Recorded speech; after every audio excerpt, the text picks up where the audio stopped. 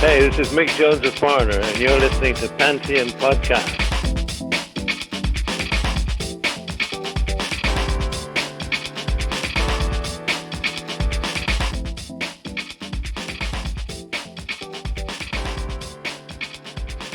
Hey, I'm Nick DiMatteo, and welcome to Music is Not a Genre's BackTalk. It's a new series we started last season, and we're continuing here in season 6.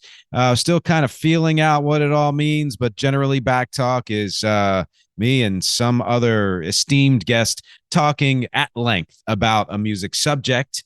And this BackTalk is, well, the title is called Round 2, a second look at first albums. And I'll explain that in a second. But first, I want to say hi to our guest today, Steve Erickson. How are you? Pretty good. How are you? Not bad, not bad. Been busy, been crazy, but I'm excited that we could take the time out to do this because I think it's kind of a cool topic. So let me explain to everyone what exactly we're doing here. So round 2, a second look at first albums. What that means is I had this idea that I passed on to Steve and you know, really helped flesh it out, which is often once an artist is famous, we aren't quite sure how to look at their first few albums, their first albums, 1, 2, 3, whatever it is, prior either to their being famous or to them shifting to the sound that they would be known for. So what we're doing in this episode, in this talk, is picking kind of handpicking some artists that we are familiar with or somewhat familiar with, digging into them and discussing the merits of, you know, were their earlier albums good, or if they were good, why were they good in a different way from their later work. And I've kind of got a few categories here that will help the audience at least kind of put things together in their mind before we jump into just our general discussion, which will go wherever it goes. I think, and I have a couple here that, you know, if you please do comment on, and that is, I find that those first few albums or first album usually fall into a couple of different types, one of 3 types. One would be more commercial and less personal than their later work. Some examples of people that we might talk about later on would be Eminem. Eminem's first album was deliberately meant to be more commercial. Tori Amos's first album, you just mentioned, right, was more Yeah. kind of pop, right? Yeah, very, very, very 80s sounding pop.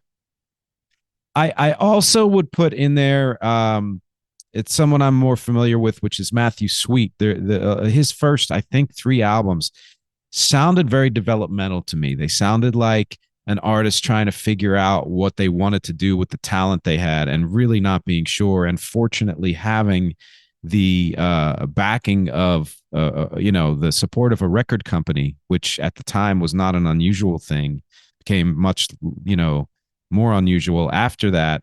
And I think that I'd put him in the same category as someone like a Tori Amos, who was going for more kind of straight ahead 80s pop, really. That's interesting. I've actually never heard those first 2 Matthew Sweet albums. When Girlfriend came out, I knew it wasn't literally his first album, but he was basically a new artist to me. And Um, and that's exactly what we're going for here. That's what's so exciting about this is we think of someone like a Matthew Sweet, or even let's go with someone bigger than that, like a Fleetwood Mac, whose story is long and complicated, but we know them for their big hits. And if that's all we know, and that's fine, but we may not realize that they started somewhere else, and their first big break wasn't the first thing they did, and the things they did before that might not even sound like what they're known for.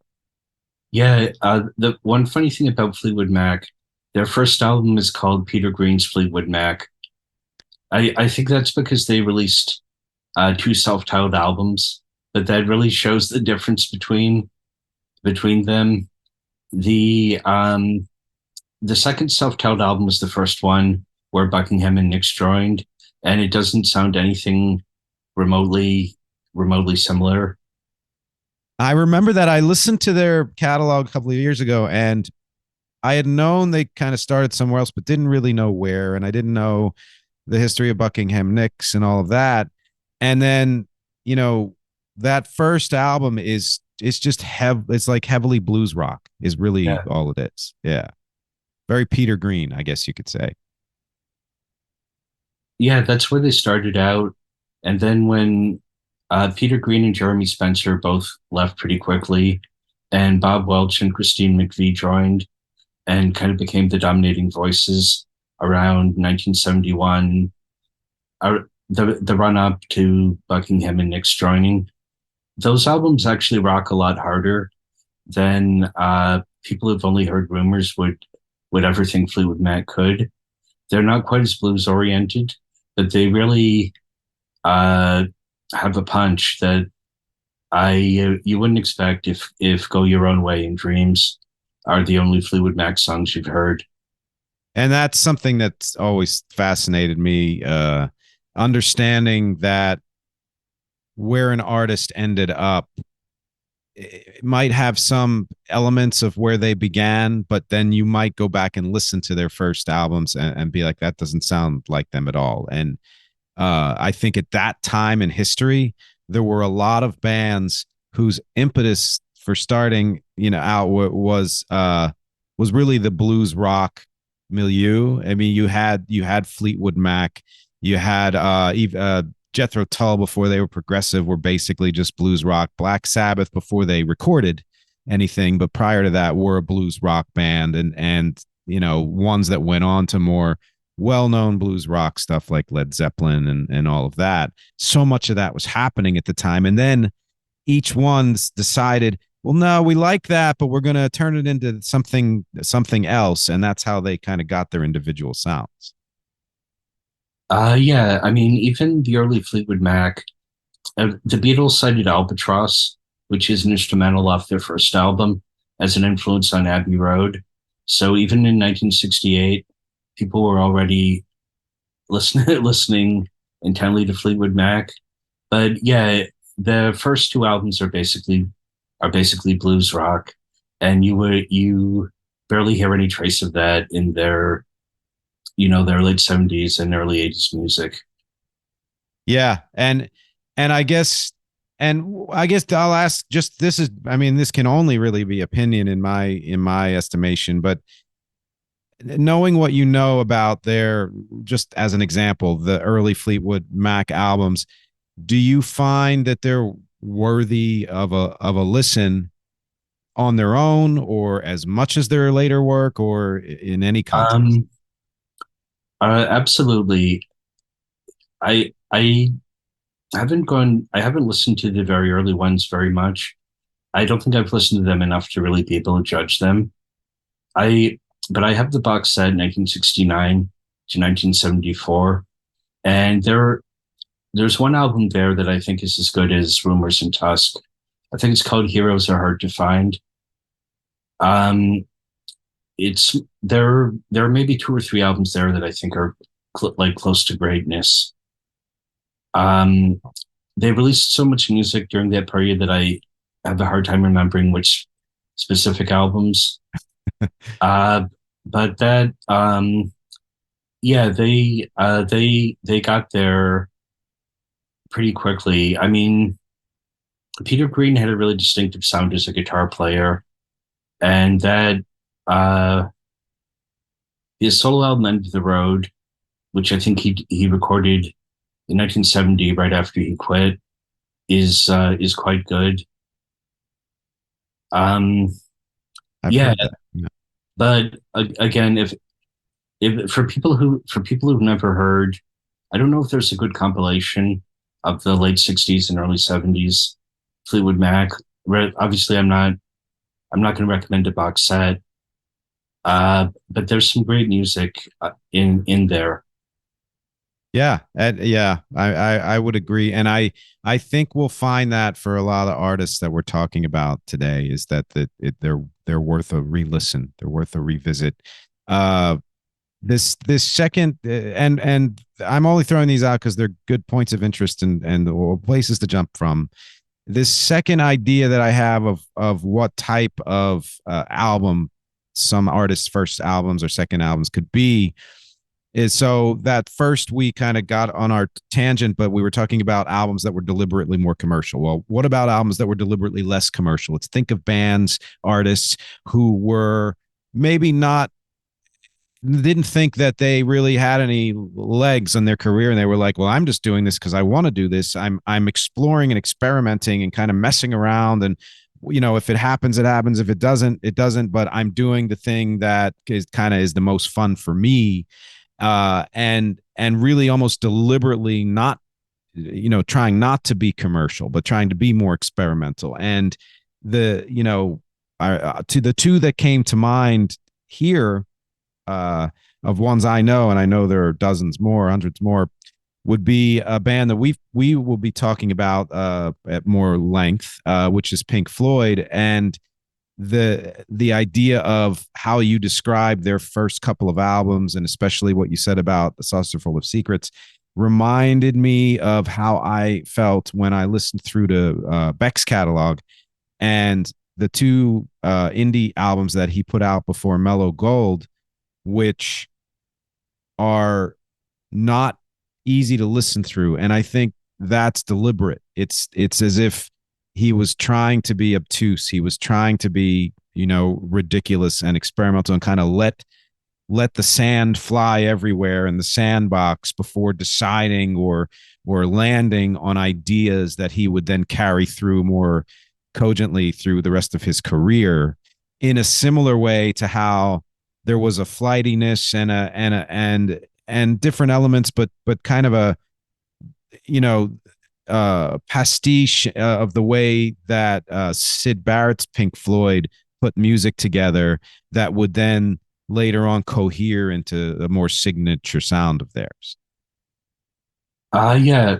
Although with early Pink Floyd, I should say they they were far more popular in England than they were in America. Their first album, I think, they got treated badly by their label at first. Like the original American version of Piper at the Gates of Dawn left three songs off, and so it's easier. It was easier in Britain.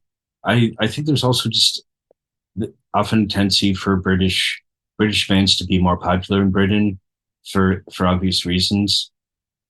And yeah, so something like See Emily Play was a hit in England. Maybe it could have become a hit in America in '67 if it had gotten actual promotion. But I can think of to pick another psychedelic band from that time, the Grateful Dead, that until Working Man's Dead and American Beauty, their early albums sound like they don't have any actual songs, and often they're just sticking around in the studio. With around 1970, they've said they were inspired by the band to go towards a more country-oriented sound, but also write songs rather than jam sessions.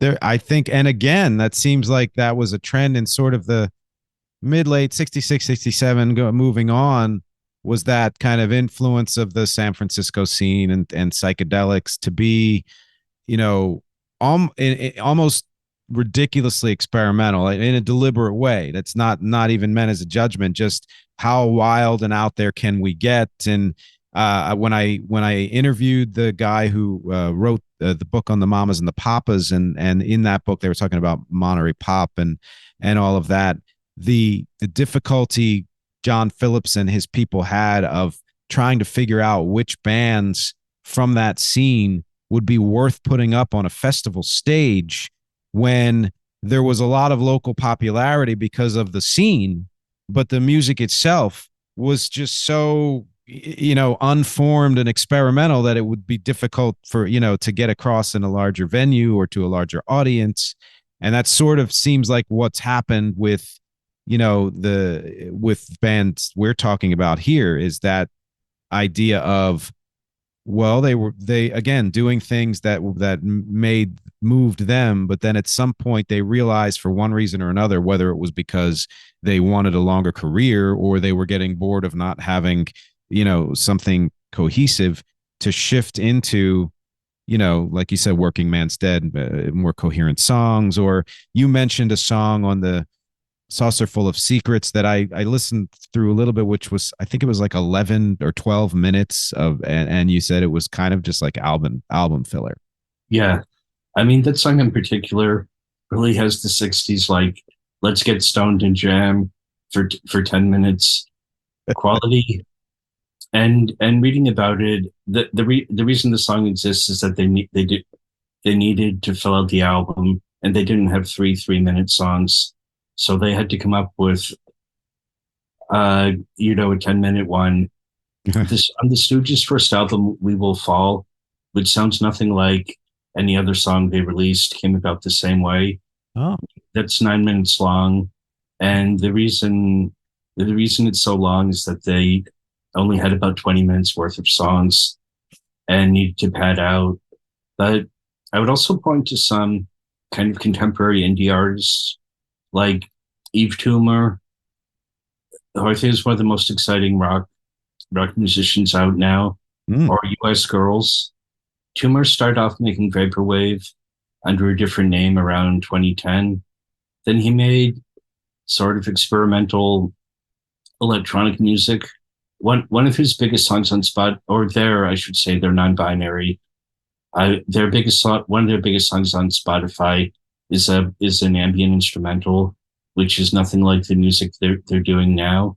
Then they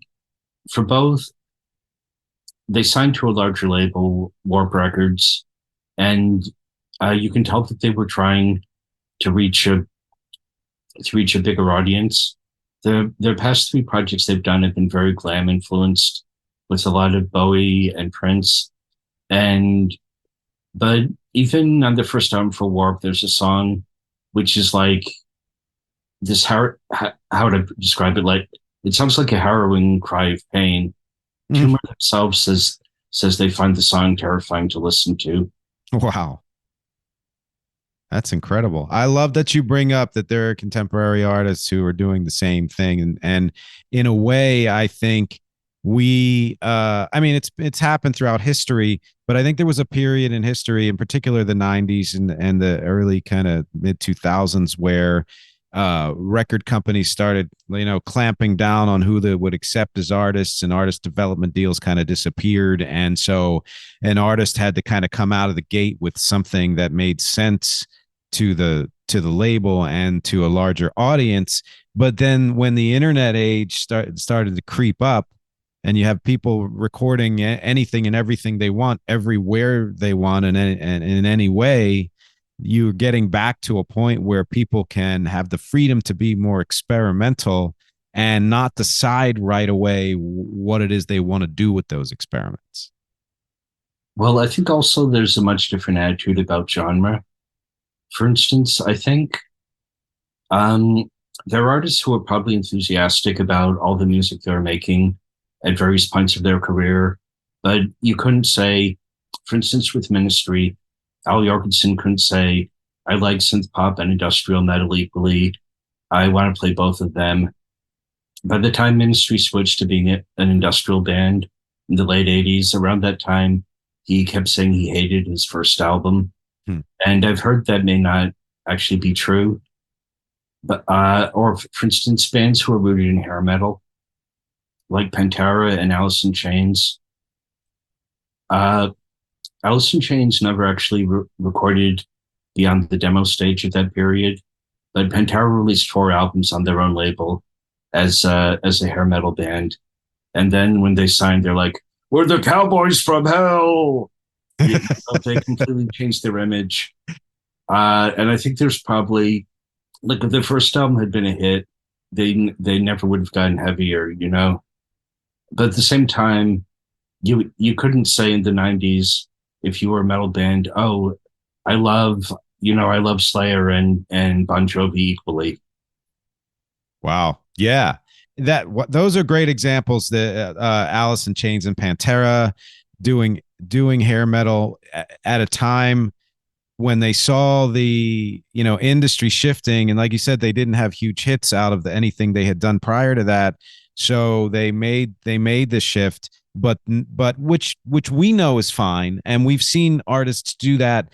It's almost a requirement for well-known artists these days to put out an album or two albums where they're shifting into something else. You see that with even pop artists like Miley Cyrus, or Pink will change styles every couple of albums, and we're accepting that because, like you said, there's a different attitude about genre. There's more. I always feel like there's a reason why the words genre and gender come from the same root word, in the sense that when we so rigidly categorize things, we cut off the fluidity of what the reality of that is. So now, as we are looking at, gender is more fluid, we're looking at genres as more fluid, and we, meaning people who at least aren't assholes, we are more accepting of the idea, and even in many ways excited about the idea that there don't need to be these rigid categories. Whereas back then, like you said, Al Jorgensen probably secretly was like, yeah, I kind of really liked that, first sound. It didn't fly and we shifted, but if I didn't disavow it, then the hardcore people who only saw me as this one thing would think I was ridiculous, and it would have hurt his career, or seemingly would have hurt his career. And I mean, I'm honestly happier that we're here now than we were 30 years ago, Yeah. Although one thing, I think this is much more true for pop and indie rock. In punk and metal, it's still very common for a band to have one sound that they play over and over for their entire career. Wow. But yeah, Miley Cyrus, I think, has changed her sound with every album she's made. Although, to be honest, she doesn't seem very passionate about any of it. I thought her best album was the one that kind of sounded like Joan Jett and Pat Benatar. That was the one that came out before last. But there can be a kind of phoniness where if you like, it can come off like you're just trying whatever you think will sell without having that much personal conviction in any particular, like I get a lot of music out of the blue where the press release is like, oh, this is a mix of pop, R&B, rock. Then you listen to it and it just sounds like Phoebe Bridgers mixed with Lorde, mixed with Billie Eilish. It's like a combination of recent music. Yeah. Kind of falls between genre cracks, and that itself has become a new genre. Falling between the cracks. Yeah, I mean, the thing is, it's not actually falling between the cracks. It's a new kind of pop music that's maybe more indie, but we've reached a point where you get a lot of kind of bad imitators of. I think we're getting way off the topic at this point. No, that's fine. I want to kind of to make two comments on that, and then we'll get back to the topic. And that is that I find that this kind of music you're talking about is almost the new kind of middle of the road music, or MOR, however you want to call it. But that the other point, which I think is closer to topic, is that people like Miley Cyrus, or I don't know, Demi Lovato, or other people who are very passionate about the music they do, I do feel like they do. I think they choose to do that music because they want to, and if they're already selling, they don't care as much about how much it sells. But what they do with that music, to me, is like it's like they're putting on a costume. It's like they're putting on the clothes of that music, but the soul of it being like really embodying it. I rarely feel that from these kind of dilettante pop artists who just jump from one genre to another. Yeah, I think Olivia Rodrigo is actually pretty good at rock. And she went much further in that direction on her second album. But she's also extremely good at piano ballads.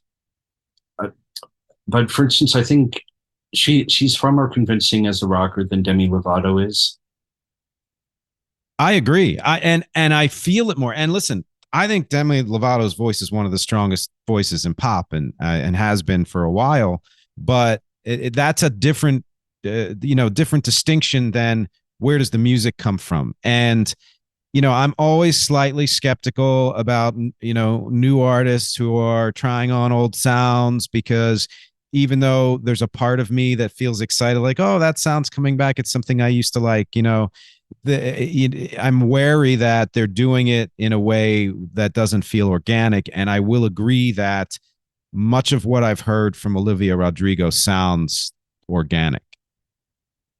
Yeah, I think Lovato now has made two rock albums in a row, and I think switching styles to that actually really tanked her popularity. So I think she really is making music that she cares about.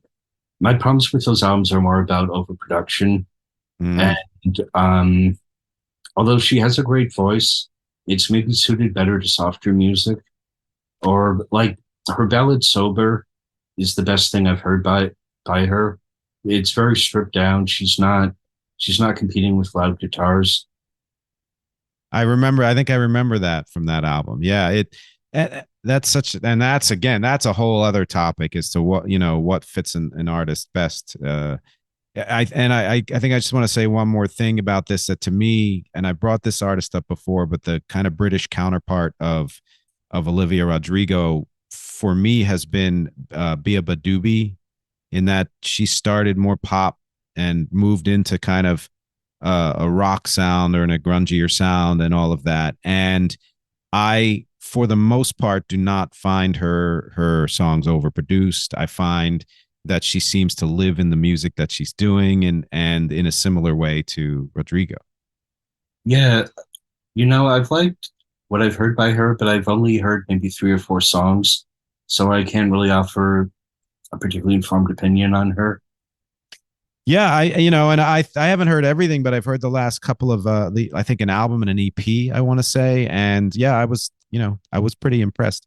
But let's get back to we're wandering right back to the topic here, and we're also coming up on a point where we might need to take a break. But before we get there, I wanted to bring up this third point that I have listed here, which I think actually ties right into what we're talking about, which is what an artist really wants to be. And so we've talked some about artists who start out deliberately more commercial, and now we can even put in, like you said, a Pantera or Alice in Chains in that category, because at the time hair metal was very commercial.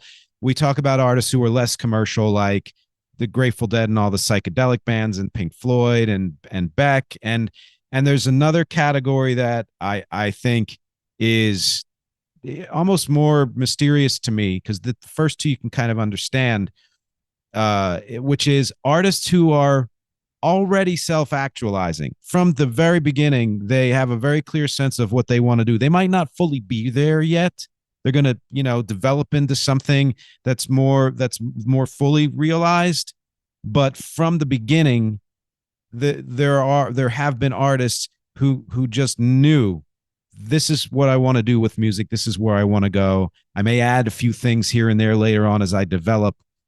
And even though maybe it took them 3-4 albums or whatever to hit the big time and to gain our attention and all of the fame that they had later on, you can go back and listen to those albums and hear many of the elements that they would carry through their career and the seeds of all of the rest of it. And we certainly can't jump into this conversation right yet, but I want to kind of preface it before we take a break, which is Prince. Yeah. Particularly the leap from his first album to his second album, to Dirty Mind. You can hear him taking a level up with each album. He started off quite good. I think Prince, his self-titled second album, is kind of underrated.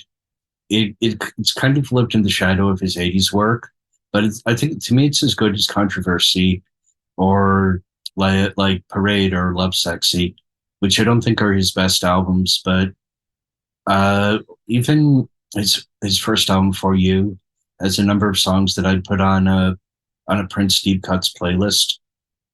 From the get go, I think he was really good at kind of slow jam R&B. The songs on his first album that depart from that are a bit overproduced and kind of uncertain. He blew his recording budget by 3 times on the first album. He spent in contemporary money, he spent $750,000 producing it.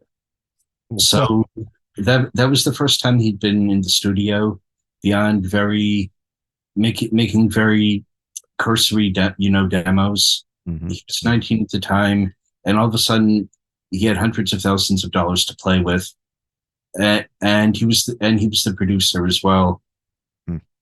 I want to get more deeply into Prince, and there are a couple of reasons why. But first, we're going to take a quick break, and we will be right back.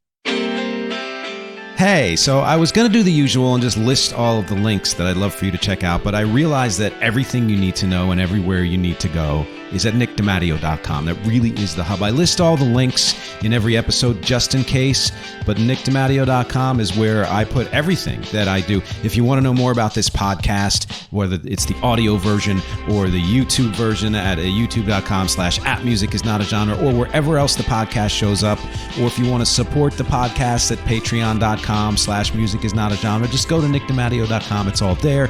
If you want to check out my full discography of original music and covers for my band REC, REC, and beyond, it's at nickdimatteo.com, including all the streaming and social links for wherever you listen to music and wherever you check out your soch. My acting clips are there. My voiceover clips are there. Graphic design, my blog, and most especially is the best place to contact me. If you go to nickdimatteo.com/contact or just hit the contact is on every single page. You can send me a note, say hello, ask me any questions you'd like. You get a newsletter a few times a month, and if you have a project of your own and need work done for it, whether it's audio editing or music or voiceover or graphic design, or if you have an event and you need live music, go to nickdimatteo.com, contact me, say hello, let me know what you need. I'd love to hear from you. Thanks for listening. Let's get back to the show. All right, we're back with BackTalk, second look at first albums with Steve Erickson. And where we left off before the commercial break was talking about Prince. And we're going to dive into this, because I think that it's he's a very worthy subject. And I think a lot of people do know, or if they don't know, they should know that there is quite a difference between the first few albums and what came later. But the reason why I'm stopping to explain this real quick is because this was a couple of years ago, probably more. The whole reason I even had this on a list of possible topics for a podcast was because a very good friend of mine who I had done a lot of music with and everything, as shortly after Prince died, made the statement that his first few albums were kind of lame. And I think that, and I don't know if that's exactly how he put it, but I think that is anyone who knows that he put out an album before, let's say 1999 or Controversy or even Purple Rain for some people, if they know that he had albums before then, tend to believe the same thing, that, oh, it must not have been that good or whatever. And I know I hadn't heard his stuff. The first song I ever heard from him contemporaneously was, I think, Delirious. And then it kind of went from there. And then I went back years later and listened to all the older stuff. And this is what we're getting into right now. I don't find them, to be subpar. I think that your comment that they kind of stand as, about the same as his second tier 80s albums is damn accurate. Yeah. I was very surprised to learn that I didn't own a copy of his second album. It's obviously, given how long ago it came out, I don't fully remember this, but I think it's quite likely I never heard it all the way through until the preparations for this podcast. I did buy a copy of For You around the time of his death. Hmm. And I Want to Be Your Lover was a hit back in 1979. But after that, his popularity dipped a little bit until 1999. Not both 1999 Purple Rain. If you were listening anywhere near Top 40 Radio in 83, 84, I mean, you literally heard every song from Purple Rain, and you heard a lot of Delirious and Little Red Corvette and what was the other hit? The title track. Yeah. Um, and Dirty Mind, I don't think Dirty Mind got much radio play, both because the production is quite rough, and the songs like Head and Sister, even would not be very, sort of radio friendly. Not even today. Right. Right. Although Cyndi Lauper had a hit off it, covering when You Were Mine. Right. Right. And that's a song that I have been going back to a lot in later years as something, to cover because and I do think that does sort of there are things that came later on in his career that sound like that to a degree, but and before I forget, I just looked this up because I know again you have When You Remind Cyndi Lauper, you have I Feel for You, Chaka Khan, Yeah. who I didn't know that. I remember that hit as being huge and didn't know at the time that was a Prince song. And when I went back and finally listened to that album, which I think was the self-titled album, was like, whoa. And I think I actually like Chaka Khan's a little better. It's more actualized, but you can hear all the elements of what he was trying to do on the original too.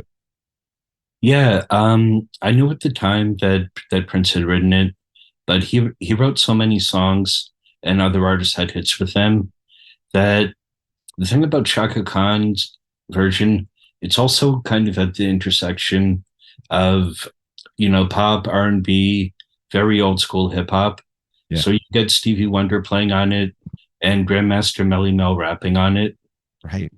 There was one thing that, particularly with respect to Prince, you were saying how genre and gender are connected, and I think genre is also a really racialized concept. I I went back and looked up some original reviews of the first two Prince albums, and almost all of them mentioned disco. And I can vaguely hear it. I hear much more. I My favorite songs on the first two albums are the kind of like lush R&B slow jams, but to me they sound more like Barry White. I mean, they don't actually sound like Barry White, but they're closer to that or the OJs, Mhm. or kind of music that influenced disco more than what disco meant by 1978 or 1979. And there's an awful lot of Hendrix comparisons. And to me, his guitar playing really doesn't sound anything like Hendrix. If anything, it's kind of like Eddie Van Halen without all the tapping on the fretboard. But like Bambi, which is the big rock song on Prince, and there's a song that sounds similar on the first album. To me, they sound like LA hair metal. That was before that scene had really taken off, except for Van Halen. But they sound much closer to that to me than Hendrix. This is I mean it's blowing my mind because first of all I was just about to mention the eclectic the mix of genres that he had on those first albums, and the two, well, this is what, episode 7, it will be 2 episodes before this. I interviewed a guy named Steve Rosen who wrote a book about his relationship with Eddie Van Halen. Is he's a journalist and he had a personal and professional relationship with him, and he mentioned Prince because he's also written a book on Prince. And you're right. I mean, you can't. I mean, you can't claim that Prince started anything with any of those songs on those albums. But the fact that he was dabbling and fairly well. I mean, to varying degrees of success, but I think fairly well, at least competently, if not more so at times, with things like hair metal or straight up rock, or of course the R&B, and then things that sounded vaguely like disco that people had to categorize as disco because he was a person of color or whatever else other reasons there were. And also the new wave stuff that he would end up using a lot more later on, especially in the 80s. That was the thing that really fascinated me the most about those albums, because even though there was a certain sense, like I said, of he was pretty darn self-actualized, because he's just like, this is what I want to do, I'm doing all of it, and I'm just going to find a way to put it all together and make it work, and then would eventually make it work. There was still an element of, well, I'm gonna dabble in this, I'm gonna dabble in that, and maybe not everything will stick 5 years down the line, but I'm gonna do it as well as I can possibly do it. And I do think that the last comment, the comparison to Hendrix, did have more to do with the fact that he was an African American guitar player rather than just a guitar player. Because you're right, like his stuff does sound more like Eddie Van Halen without the hammer-ons. Yeah. It's also interesting how quickly he seemed to learn from his mistakes. He recorded his second album barely 6 months after the first one, and I think it just sounds it. Dirty Mind actually began as a collection of demos that he decided to release. He was originally planning to give those songs a much slicker treatment. I think he could see that maybe doing something to get to one of the things you were talking about, doing something that seemed less commercial would benefit his career in the long run, and benefit the way that he was perceived, particularly after I Want to Be Your Lover was a hit. Most artists would crank out a song that sounds the same in hopes of having another hit. He on Dirty Mind and Controversy, he went more, you can hear like the organ sound on that, so it really sounds like Elvis Costello's the organ on This Year's Model. Oh yeah. um Yeah. or the way that Blondie used keyboards. Yes, and those are in that kind of like post-punk new wave vein, and this is the thing that I think is something that I wanted to illustrate with this episode, which is that artists that are that exploratory, and there are artists who are so famous that they're well known for only one thing or two things, but for them to have gotten there in a way that was so signature and unique, they probably went through a lot of elements of trying things out and really diving into them. And those recordings shouldn't just be thrown away as, oh, well, they didn't know what they wanted to do yet. I think that there's a lot of value to hear in there. And there really, how many other artists who had even any kind of minor single or anything in the late 70s were in America, were experimenting with the mix of music that he was, which included all the stuff we mentioned, and the fact that he didn't feel limited to just, well, I guess I have to do R&B because that's what other precursors have done, and who are African American, who come from where I come from, or whatever it is. And no, I'm going to do metal and new wave and all of that stuff. Is like what you said about him choosing to be less commercial, in that the minute you feel like you're limiting yourself, you're also limiting how high your career can go. You're going to either be here, or you'll be here and then here if you open up the gates. Well, I think it's also more common these days for you'll hear someone like Post Malone will put out an album, and there'll be a song for every radio format. There's a degree of calculation to that, I think, but like with Prince's second album, Bambi could have been promoted to rock radio. It wasn't. I Want to Be Your Lover was the hit, and obviously R&B stations wouldn't have played his rock songs. With something like Little Red Corvette or Purple Rain, he got he figured out how to combine all those styles in a way that like every that would really cross every boundary, and that did, where the same songs did get played on every radio format that was around. And he was also able, like when Doves Cry is a deeply eccentric song. There's no bass line. The guitar and drum machine really seem to. There are parts where they seem to be really jarring rhythmically. Um, and that was number one for like 2 months. Right. Right. And that's a great point, that he found a way to combine everything. And I think that, because I've been going through this with the stuff that I've been working on for the last several years, which is I worked on a sound for quite a while, that eventually I was able to combine all of the elements that I wanted to into something that resembled a sound. It's not, I don't like that idea of feeling limited, but it was something I wanted to really shoot for. And then after that album, the Sunshine Seminar, when I did kind of my experimental albums in 2020, it was deliberately shooting off into different genres and kind of siloing them to see how much I could get out of each one.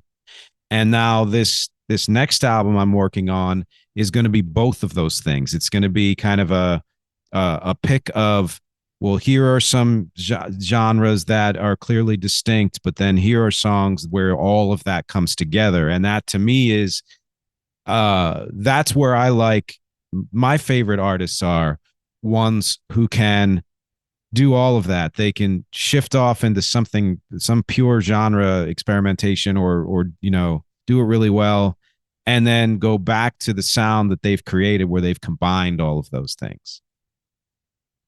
Yeah, that sounds like a really interesting project.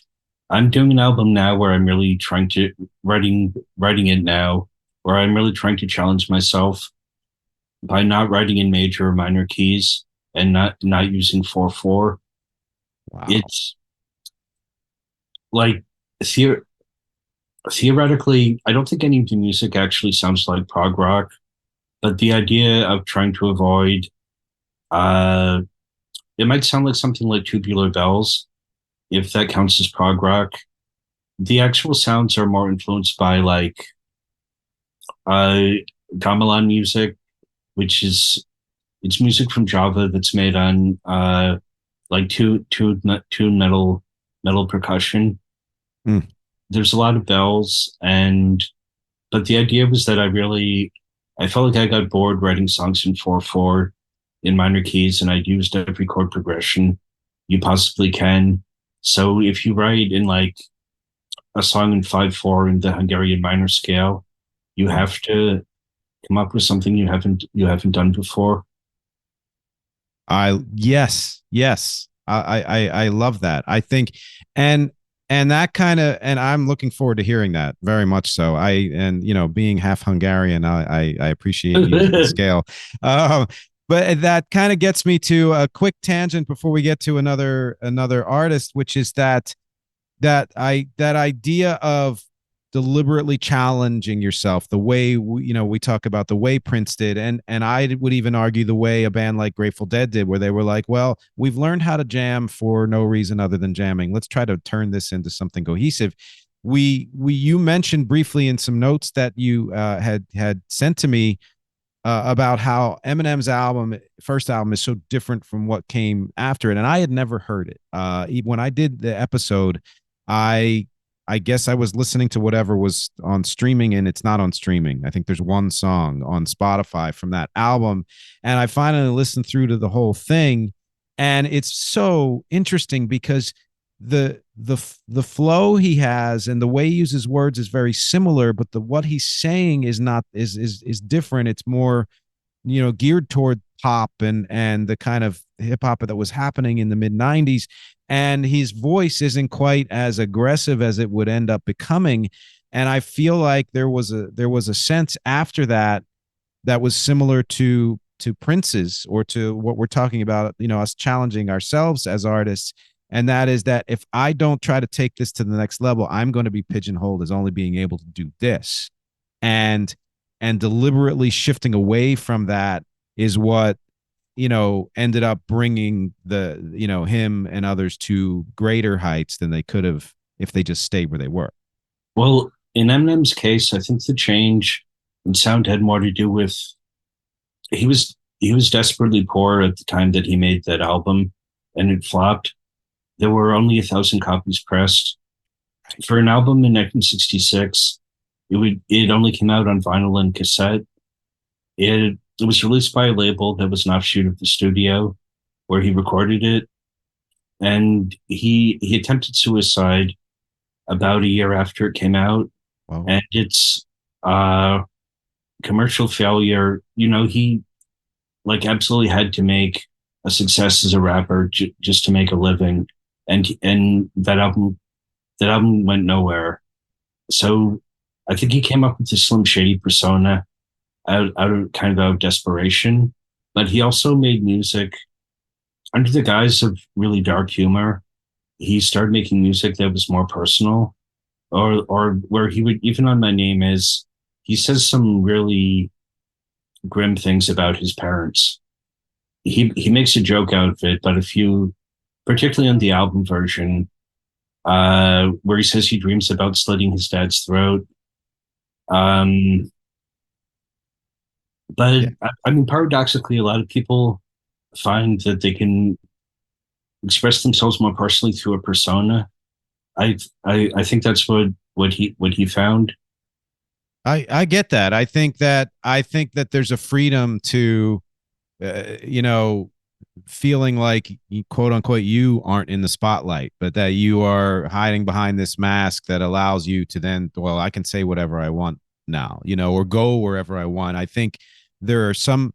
It's not the full story, of course, but I think some of the reason why, David Bowie would switch, his persona now and then, was to allow himself the freedom to explore different parts of himself and his music without feeling like everything he did had to represent the real David Bowie, if there is even, Yeah, that. Yeah. but Yeah, I mean, wow. And just the thought that those kind of personal things can also drive, an artist to do that is something that's, like, to me, that's a whole different episode, because that's fascinating, and that's something I haven't even begun to think about, really. But something that we did begin to think about, which is one of the other bands that we kind of, passed back and forth a lot of notes about, other than Prince. We've mentioned several others, but the kind of the two big ones that we kept revolving around were Prince and Pink Floyd. And I'd love to hear, your take on their albums with Sid Barrett. I mean, I think Piper at the Gates of Dawn is a masterpiece. Like one of the great psychedelic albums. To me, that like they're there fully formed. It the Velvet Underground.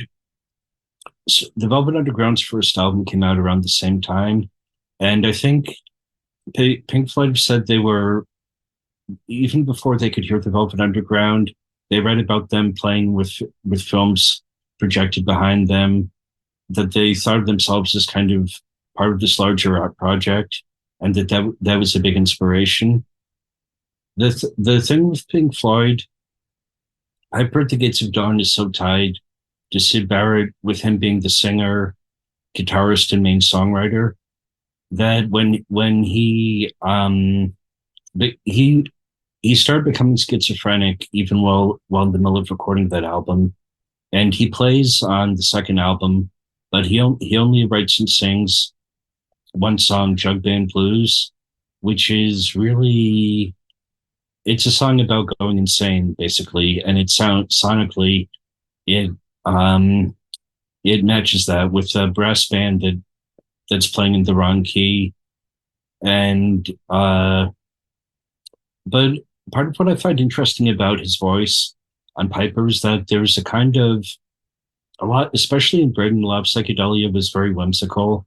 It had a lot of nature imagery, like influences from Lewis Carroll, William Blake, and he did like there's a song on Piper called The Gnome.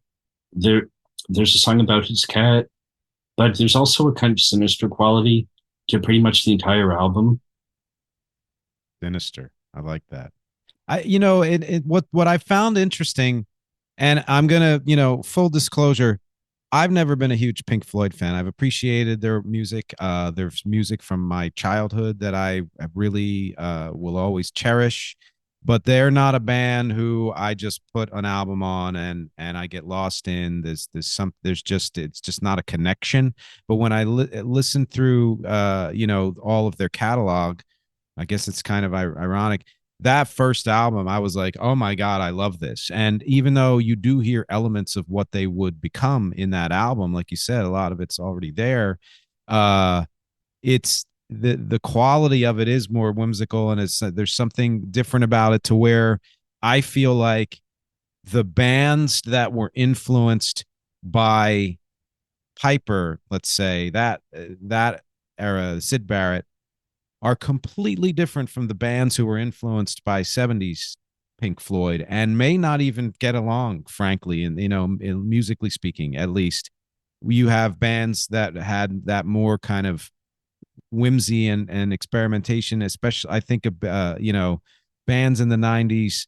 There's an element of that kind of singing in even a Bell and Sebastian, even though they're more straightforward, in all the Elephant Six bands who kind of go off the deep end now and then, but have that whimsy to what they do. And you can't think of those kinds of bands in the same breath as bands who create that more cinematic, orchestral, and lugubrious music that Pink Floyd will become known for in the 70s. Yeah, I mean, Dark Side of the Moon and The Wall are two of the most popular albums ever released. Uh, The Wall has sold 23 million copies. Uh, Dark Side has sold 15 within the US, but according to one article I read, it's the fourth best-selling album in the world in terms of total sales. And Wish You Were Here is also extremely popular.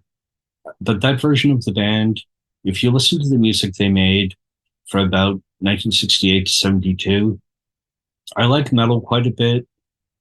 I think they pretty much got back on track with that album, but that's the last time that they were particularly experimental. Particularly if you watch the Live at Pompeii film, there's a song where David Gilmour just shakes his guitar against his amp and makes feedback for several minutes. They by Dark Side they completely abandoned that, and I think Johnny Rotten in the late 70s walked around wearing an "I Hate Pink Floyd" T-shirt. They were one of the punk's big targets as far as what that rock music had become something bloated and really slick, and there was kind of a betrayal of this idea of rebellion from the 60s. Well, John Lennon has later said he actually liked Pink Floyd and he wasn't being totally sincere. But I think he said that he was reacting against what they had come to represent more than their actual music. But I think there is something like, a song like Money, they probably weren't wealthy when they recorded it, but there's like zero self-awareness to that. Or Roger Waters takes himself incredibly seriously. I'm not sure that Sid did. It would be hard to know what Sid did it, just with his state of mind, Yeah. like he didn't have the presence of mind to take himself that seriously. But it's interesting you bring up John Lydon, not just because of the T-shirt, because when you think about, and there were other kind of post-punk and punk people who had to verbally say they didn't like, progressive music, but were more railing against kind of the overblownness and self-importance of it, and that had to be shot down. And I totally get that. And as much as I love a lot of progressive music as well, when I was reading uh, Bono's book, he said that the Edge was a huge, huge fan of Yes, even though everything they did early on was super stripped down and post-punk. And when you know these things, you can hear there's a certain melancholy romanticism to a lot of what Yes does, and you can hear that in what the Edge arranges and his guitar. There's a certain kind of space and allowance of time to unfold in what Pink Floyd did in the 70s, in a similar way to a lot of what PIL did in the 80s. So you wonder if there was that influence there. Lydon actually did like a lot of prog rock, and even admitted it in the 70s. But he tended to go to the most experimental bands like Magma or Van de Graaff Generator. Oh. Public Image Limited's original guitarist Keith Levine actually was a roadie for Yes when he was a teenager. He I don't think Lydon or anyone else liked Yes much, but Levine also said he ripped off the guitar riff to Pill's Pop Tones from a Yes song. Oh, wow. That's funny. And the opening line is on Metal Box refer to an albatross. And I think the albatross flies overhead is the opening line, I think, of Pink Floyd's Echoes. Maybe that's a complete coincidence. Or the opening line, Metal Box is getting rid of the albatross. So I think he was still talking about that kind of feeling like you have to get rid of what rock music had become, and throw it out in order to create something new.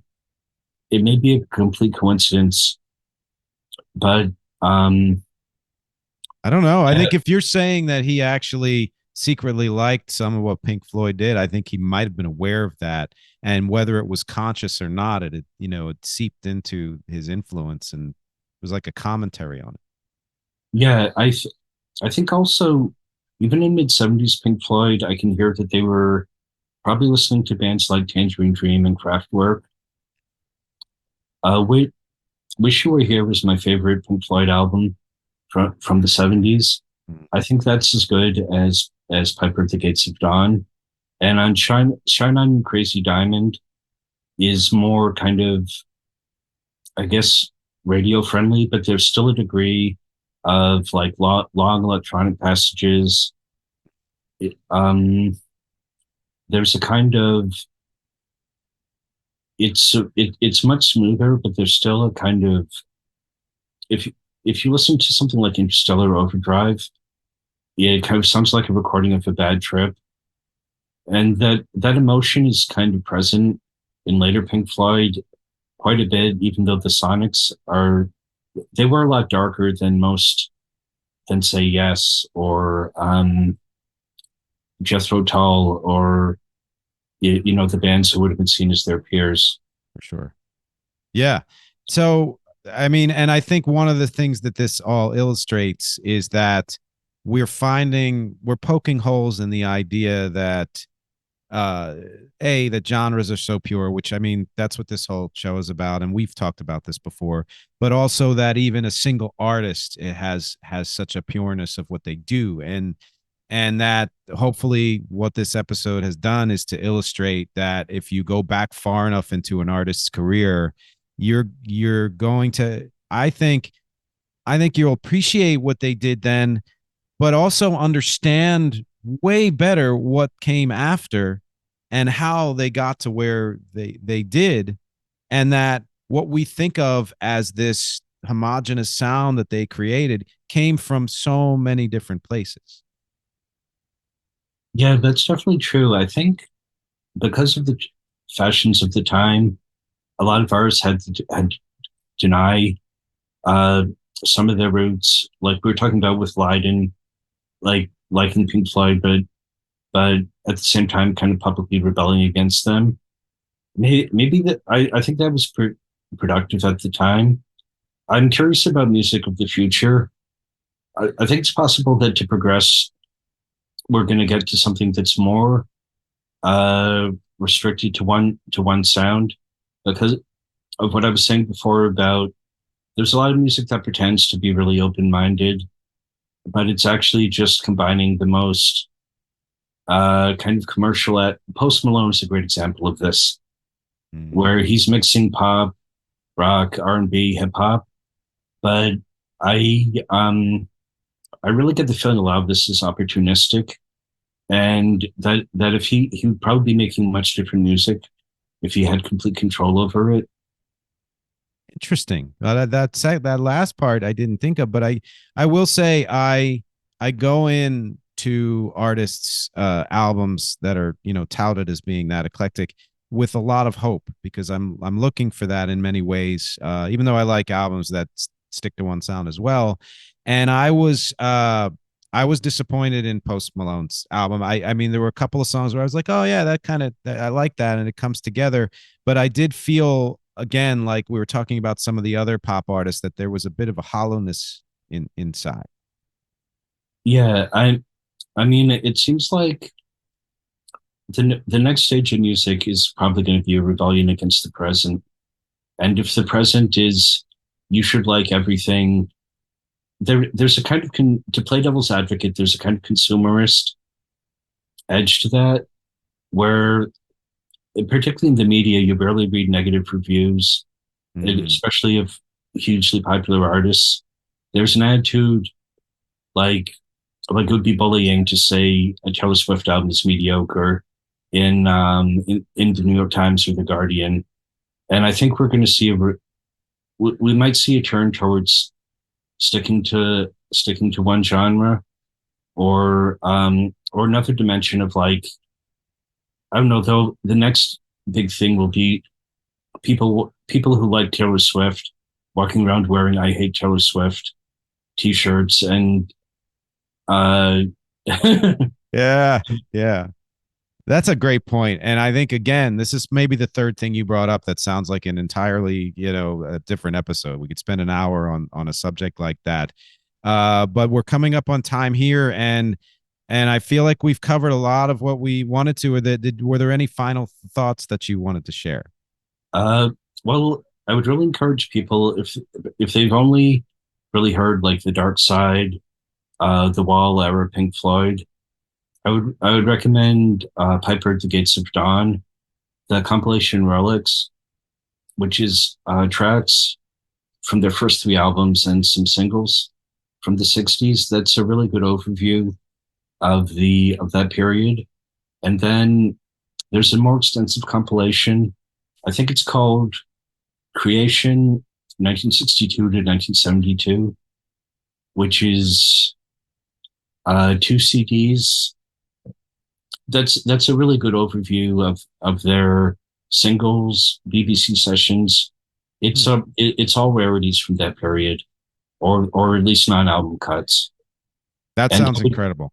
And I would definitely recommend people check out Prince's self-titled album and Dirty Mind if they've only heard his later stuff. That's great. You took the words right out of my mouth, and I agree with those picks for sure.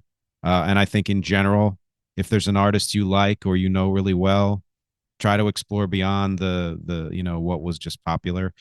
Steve, thank you so much for spending this time with me. Sure, it was great.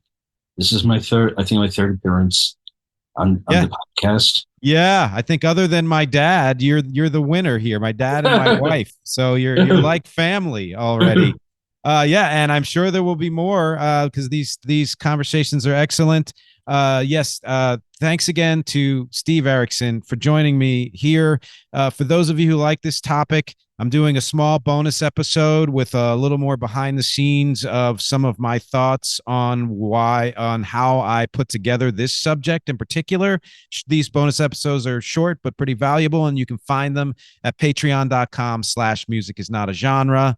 I want to hear from all of you on what your opinions are on any of this, because as always, my objectives are music, conversation, and connection.